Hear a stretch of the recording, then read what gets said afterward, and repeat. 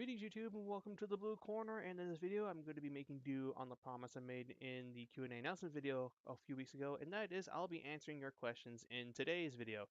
So for those of you who are wondering if I'll do one of these in the immediate future, the answer is yes. I'm hoping to do at least one more Q&A video before the summer rolls around, so if you have any questions that you want me to answer in that video, feel free to post them down in the comment section here, because usually I start looking at the comment sections between the Q&A videos for questions that people ask, and again, they don't have to be about strictly card games, even though this is a TC channel. It can be about anime, gaming, other just random topics, and I will answer them to the best of my ability. So with that being said, let's dive right into this. So the first question is actually something that was asked from a video that I put up before the Q&A announcement one, and was ultimately what made me want to do this in the first place. And that was a question from Blaster Drive BD, who asked, "What are you looking forward to the most between the two formats? Personally, I'm going to be playing both, but so far leaning towards standard as my main format. I mean, Grand Blue is something I'll be playing in both though. So what am I looking forward to between the two formats? And is there anyone I'll be leaning towards? Hmm. As far as which one I'll lean towards, well, that remains to be seen. I'll be playing both premium and standard, so I'll give it a little bit of time before I form opinions on them, and also just see how some decks play out in premium standard. I mean, I'll also have Grand Blue for both formats, although we're gonna have to wait a bit before premium Grand Blue becomes a thing. Same for Pale Moon, but I'll be able to play premium Nova Grapper pretty much immediately. And as far as what I'm looking forward to the most with the two formats, Standard, I'm looking forward to playing simply on the grounds of when Vanguard came out for the first time, I was completely ignorant about the way to play it ideally. I had no concept of uh, adequate shielding or trying to have play the early game properly, because back then, since it was limited break format, I, like a lot of other scrubs, were like, I'm just gonna take all the damage I can, go to forward, and just try and win from there. It's like, no, no, you need to actually be mindful about how you manage your damage, because even though you could be at limit break immediately, that's sometimes just not proper, because after all, one lucky crit to the face and you're dead. So I'm looking forward to just trying it all again, but with everything that I've learned from the past couple of years. I'm also looking forward to just an overall less hectic format compared to what we've been in, as even though numbers are big, shields are big, I believe the game will be considerably less convoluted than it has been as well. So it'll be like that nice alternative to the craziness that is premium format or current Yu-Gi-Oh, for instance. And as far as premium goes, premium will be that format where I feel like, you know what? I want to play this game with the Game Shark on. Let's see what kind of bullshit I can come up with.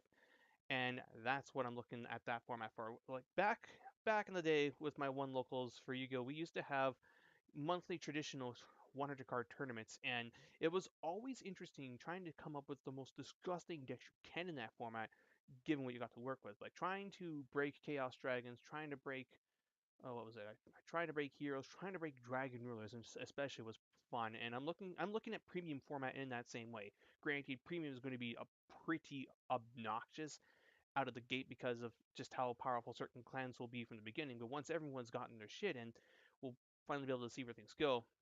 And I'm looking very forward to some of the clans that I own being able to being playable in premium format. So yeah, to sum it up, I'm looking forward to the overall power trip that premium will give you, but I'm also looking forward to the more stable and less stupid environment that standard will be. Baka-chan Desu asks, what should Bushiroad do for the Nubatama, Gears, and soon-to-be Marina issue with their power creep, like ban limit power cards like Heritage and so on?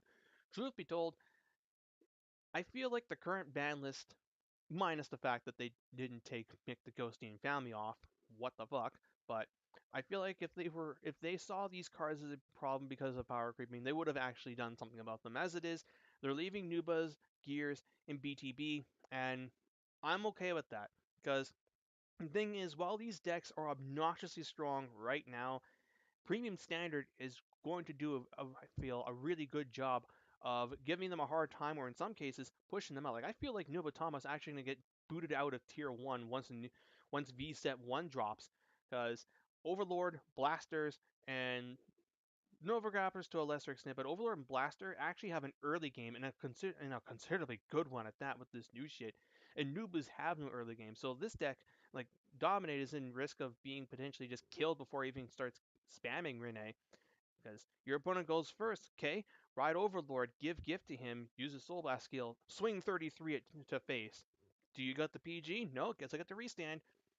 And if the leaked Blaster Blade is true, your opponent could just call a board down, slam the Blaster Blade down, Blaster Blade gets a crit, and go, oh hey, look, I have Flocals in the back. And that's fun to deal with. Let alone the shenanigans where I think you can like double ride Alfred in the same turn and just make a Blaster Blade super big with Flocal. So I feel like Nuba's get pushed up because of early game. Gears, whatever Domus they'll have will also eventually slip away because, for one thing, the current gear deck is so ZDB centric that when gears start getting their standard support, it's probably not going to work with the current deck. So as a result, I feel like gears are going to have to just start from scratch again and fall back on some of their way older cards like Radiclock Dragon or Bind Type Dragon, as ZDB probably just won't be able to integrate the new cards into their current build very well, let alone their strides. And their strides are very important to how that deck wins its games. And BT, I'm gonna be honest, I know almost nothing about that clan other than the the jokes about the artwork. So I don't know what will happen with that, how well it can adjust to premium standard. Does it benefit from the rule changes as well? Because Victor's getting a lot of hype for how well it can abuse the once per turn rule change in particular.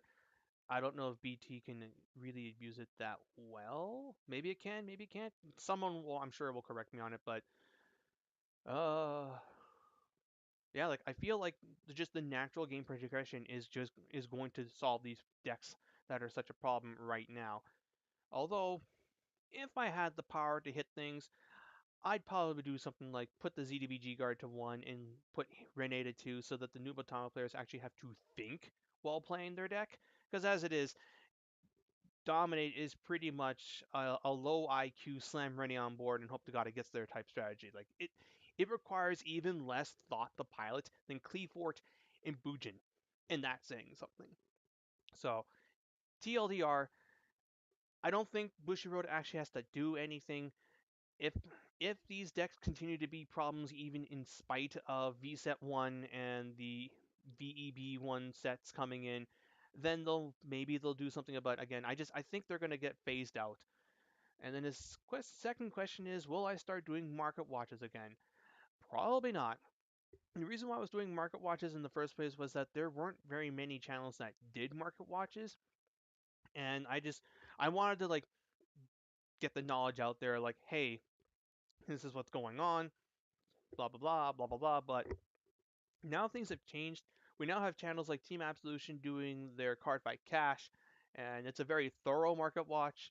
All things that happened like in the week prior, plus things are going up, going down. Should you buy in? Should you sell? Like it's a really good video for people who want to like have a good idea of what's going on. And then Bangle 40's market watch is also out there. Like I know some people like to make fun of how he does his videos, but it's a very effective setup. I like my market watches were pretty much the same way that Robbie Cole and House of Champs did their market watches, just minus the face cam. But it's a really good way of doing it. He gets through his stuff really quickly, and he points out the shit that's worth pointing out. So truth be told, my market watches are just not needed, and that's why I stopped doing them and probably will not do them again. Another thing to note was that when I looked over TCG player prices, I didn't realize until after I stopped doing market watches that the prices and options that I had to work with on the videos were because of my settings, which is I'm Canadian, therefore all I get to see are the vendors that are willing to ship to Canada.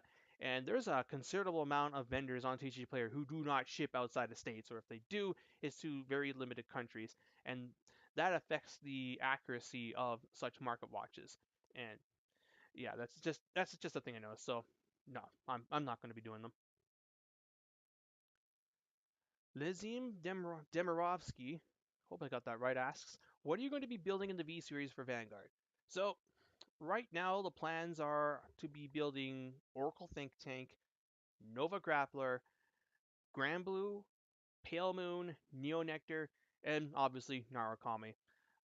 I might ditch Novas in the future and maybe Oracle Think Tank depending on how Genesis is looking. Like I ended up getting rid of my basically everything for Genesis and Gear Chronicle, so I don't have those clans anymore, but I keep telling myself I'm done with Genesis and I always rebuild it a year to 2 years later. So depending on how V series handles Genesis, I might get back into that, but I'm looking to just stick with like the ones I just listed right now.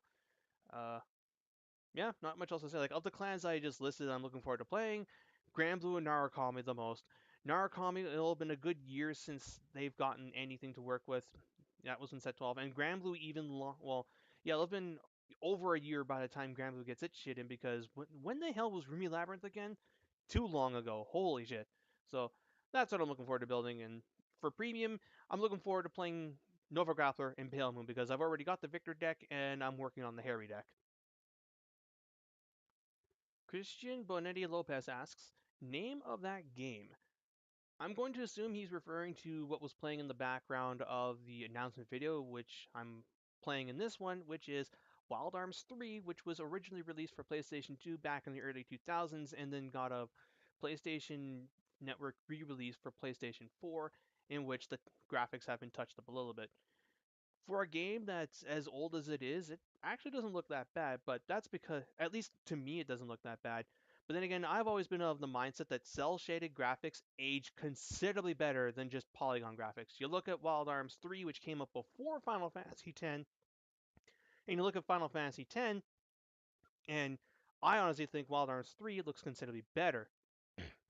Now, I will spare you like the nitty gritty details of the game and the franchise because that's something that I could go spend a considerable amount of time talking about because it's a JRPG franchise that I adore greatly. But long story short, it's a traditional JRPG turn-based combat, but its gimmick, and that's the gimmick of the franchise, is that it takes place in a Wild West setting as opposed to a modern fantasy or a high fantasy or a steampunk fantasy like you would find out of other franchises such as Tales, Final Fantasy, so forth and so forth.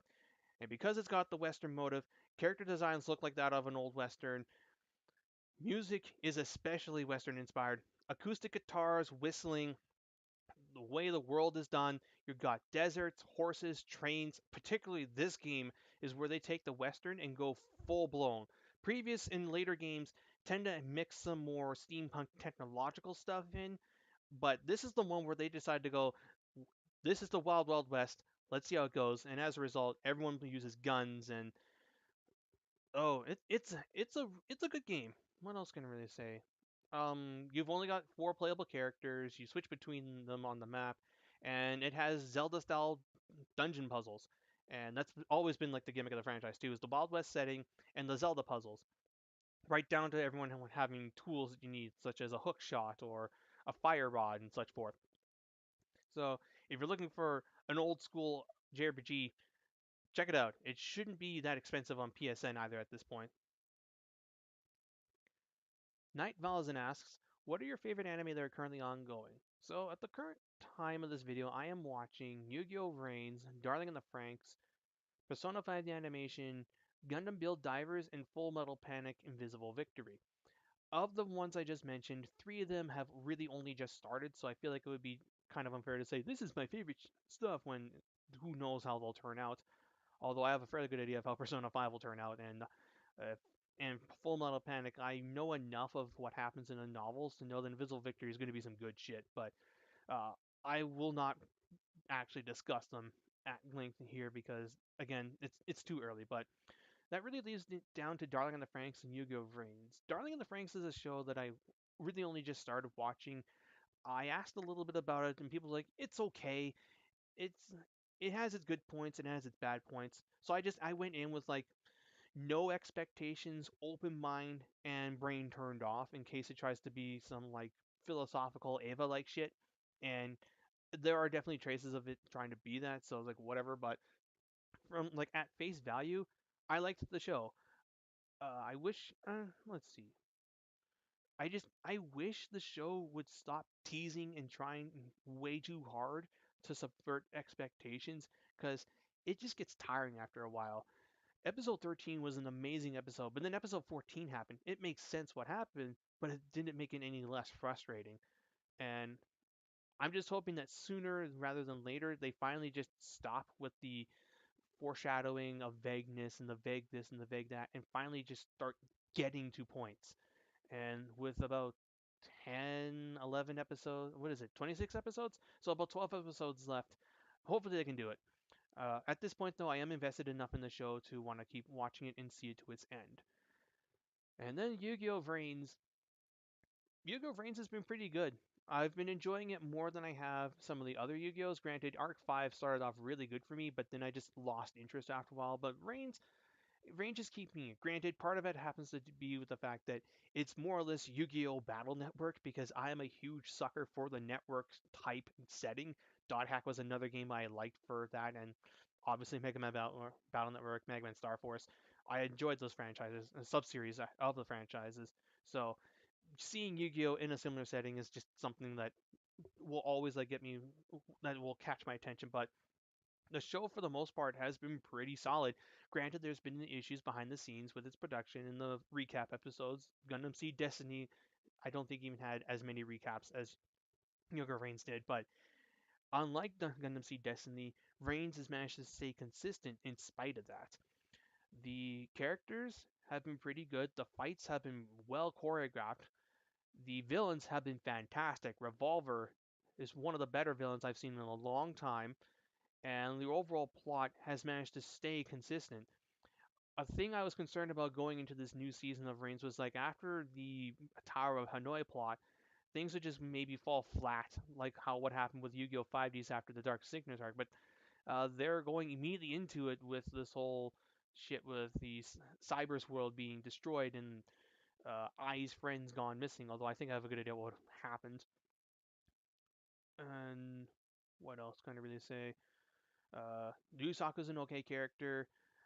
Aoi is an okay character. Go was a character that I didn't like much at first, but he started to rub off on me. Revolver, he's pretty cool. Like, I think Revolver is a villain who's justified in what he's doing, and I look at him and I think, man, how come Card Fight's villains aren't even close to this level of being effective?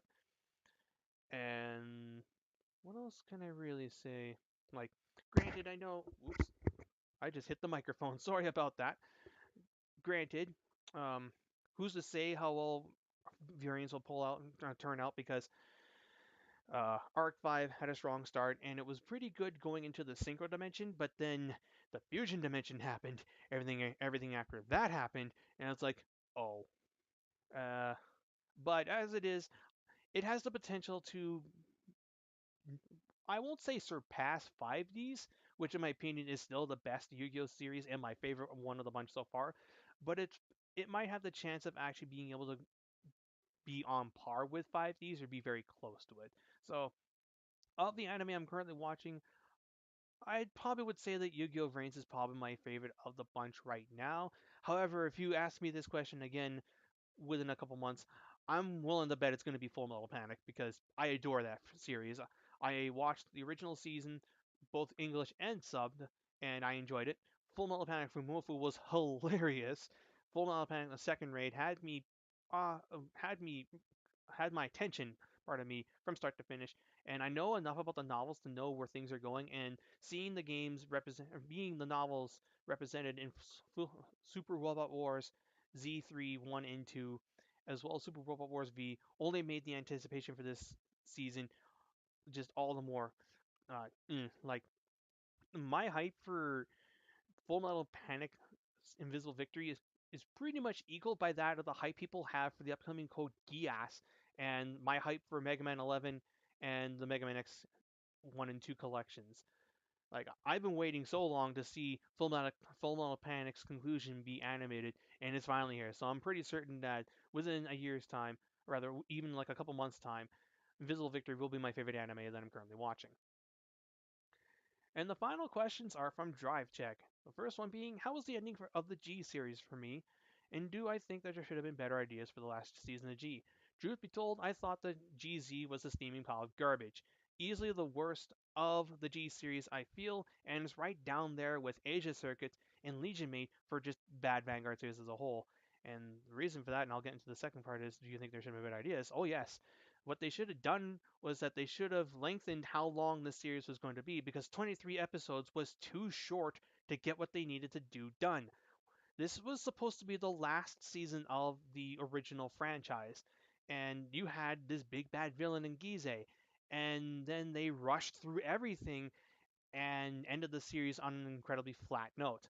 I feel like if they had better paced out the show, made it 30 or 45 episodes, they might have been able to tell a compelling story. But unfortunately, because the Vanguard writing staff for the anime is fucking garbage, we end up getting what we got. Fast arcs, bleh fights, and dumb characters. Like all the villains, they the villains were hyped up to be these incredibly frightening, scary people, and then they just get jobbed out super fast. Like they looked stupid. Dumjid, Gridora, Castile, Valios. Valios, he had a really great start even, and then he just became meme face as the character. Castile, super hyped up character, lost in an episode. Gridora, she beat a Tachikaze player, whoop-de fucking do. Then she lost to Kamui. And oh god, what was? Let's see, Dumjin. Oh god, I hated Dumjin from the start, but I think that was what he was. I think that's what they wanted out of him. The only good villain of the group was Chaos Breaker, and that's because we know who Chaos Breaker is from his lore. So it was the lore helping him out in that case. Um, let's see. I feel like the plots were kind of just on the more contrived side. It's like this is what. Oh no, Chronos stuck in relics. Oh no, he somehow got out. I don't know. I feel like you look at you look at GZ and you look at Vrains, and you can just see like the clear difference in how they're doing. Like Yu-Gi-Oh! Vrains knows what it's doing, knows what it wants to do, and is properly pacing itself out to get there. And GZ just it's rushing through, getting all that shit out just so it can be done. Like it's basically the type of wrestling match that I hate, where everyone just hits spot, spot, spot, spot, spot, get my shit done, get out. And uh, it, I'm I'm trying not to like go on like a long tangent because I probably could if I am given enough time to really just like mull this over. But like again, it was just this was not good. Like GZ and Vrains even did the same ending plot for their seasons. Vrains did the Tower of Hanoi arc, and GZ did the Gize takes over Kazuma's body and it proceeds to end the world. The thing is, the Tower of Hanoi arc had multiple fights throughout it, and they all took a couple episodes to get done. And even though we knew the outcomes of these fights, they actually managed to make them entertaining and or tell a good story among them. Like Spectre versus Blue Angel, that one made me legit hate the character and in a good way. Like they wanted Spectre to be hated by the fan base, and good job, they did it. It was really satisfying to see Yusaku take him down. And then Revolver versus Go, we knew Go was going to lose, but he tried his absolute best to make it so that Yusaku could at least get as much information on how Revolver's deck plays, and it worked. Also, that Mirror Force spot, holy shit. That was amazing how they not only brought Mirror Force in, but the effect that it had on the following episodes, because Yusaku saw Go get blown the fuck out by Mirror Force, and the psychology afterwards was quite a thing. Like, because Yusaku was like, okay, he plays Mirror Force in his deck, I've got to work around that, and he spends a good chunk of an episode trying to work around Mirror Force. Whereas in GZ, none of that really happened. It was like, oh yeah, I think Toko was like the only one I think who tried to actually do some kind of counterplay in the form of fielding resist units against Kagero and having and keeping a Zeroth Dragon in the back of her mind. Um, yeah, not much else I can really say about that. Like, I feel like the biggest pitfall of GZ was just how short it was. I think even they knew going into like, yeah, we're just gonna kind of phone it in at some point, and phone it in they did. I really, really, really wished that there was a true good final battle for the series. Like I was expecting another Chrono versus Aichi fight, one where they both go full balls to the wall, but that never really happened. So, yeah, whatever. Like for me, I think the best G series was Stride Gate, and even then, yeah, Stride Gate because it had some good fights in it. I especially liked the part where Shion was like, "I want to see your soul and your drop zone," and it's like, "Okay, he's got 2 triggers left in deck. I should maybe no guard this." That shit was awesome. And then also, what do I think of the Link era for Yu-Gi-Oh? Nothing has changed. We have Master Rule 4 and a new look, but at the end of the day, the things that people don't like about Yu-Gi-Oh have not been fixed, and I don't think they ever will be. Yu-Gi-Oh, I think, will go down as being that card game you play if you want to play broken shit. I also am disappointed that Konami has gotten actually worse in how they handle sets. Core sets, with the exception of Flames of Destruction, have been pretty poor, and they have been relying on making the 1 or 2 good cards of a set secret rare in order to have these sets be value. Evenly Matched, Borlo Dragon, Heavy Mellifos Electromite, Mythical Beast Cerberus something? I'm freaking. Oh no, sorry, usually there we go. That's the other like high-end secret rare from the recent set. uh like I feel like Konami is very EA like in that they're trying to nickel and dime the player base for as much money as they can with how they design their sets.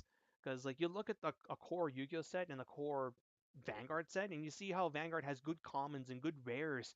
Yu-Gi-Oh barely will ever have a good common rare. Like Fairy Tale Snow is a fluke. Like it was a common in Japan and they kept it a common here. Like if I'm surprised that they didn't rarity bump, because if Konami, I I cannot believe they didn't have any foresight of how good Fairy Tale Snow was. I think they just let it be just to give us a bone, because otherwise I feel like that card would have been an ultra rare under most circumstances. So I like the link mechanic itself. I like what Master Rule 4 was supposed to do. It's just unfortunately uh, they need like several more ban lists to fix up the problem decks that are kind of running the show. Because incidentally, most of the top decks of current Yu-Gi-Oh are things that existed pre-Master Rule 4. Who would have thought that? But then again, that's the weak-ass core sets also being a problem. The upcoming Dark Saver set will definitely change this, so when we get Strikeblade Sky Striker, we'll actually have an actual new theme from the recent series that actually does something outside of Trickstar. And even then, you're not playing Trickstar as a Trickstar deck, you're playing Trickstar for just like its small number of monsters and like anti-format cards like hand traps. So that's it for the video, though. I hope you guys enjoyed this. Thanks for all the questions. I don't know when I will post another Q&A, maybe before summer comes out. So if you have any questions you want to ask, post them down here. When I eventually get to making that video, I'll probably start looking in the comment sections from this video onwards for questions. And that's all. So hope you guys enjoyed this. And until next time, this is Boostar9, jacking out.